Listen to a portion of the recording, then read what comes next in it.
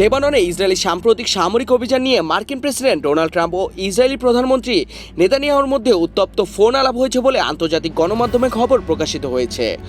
প্রতিবেদন অনুযায়ী ট্রাম্প ইসরায়েলের সামরিক পদক্ষেপ নিয়ে অসন্তোষ প্রকাশ করেন এবং সতর্ক করেন যে লেবাননে হামলা অব্যাহত থাকলে তা শুধু আঞ্চলিক স্থিতিশীলতা নয়, বরং ইসরায়েলের আন্তর্জাতিক অবস্থানকেও ক্ষতিগ্রস্ত করতে পারে। তিনি বিশেষ করে বৈরুতের আশেপাশের হামলা সম্প্রসারণ নিয়ে উদ্বেগ জানান এবং বেসামরিক হতাহতের বিষয়টিও তুলে ধরেন। ফোন আলাপের পর বৈরুতের সম্ভাব্য কিছু হামলার পরিকল্পনা পুনর্বিবেচনা করছে ইসরায়েল বলে জানা গেছে। তবে নেতানিয়াহু স্পষ্ট করে বলেছেন, ইসরায়েলি বসতিগুলোর উপর হামলা অব্যাহত থাকলে হিজবুল্লাহর বিরুদ্ধে সামরিক অভিযান চলবে। বিশেষজ্ঞদের মতে এই উত্তেজনা মধ্যপ্রাচ্যের নিরাপত্তা পরিস্থিতিকে আরও জটিল করে তুলতে পারে এবং যুদ্ধবিরতির ভবিষ্যৎ নিয়েও নতুন অনিশ্চয়তা তৈরি করেছে।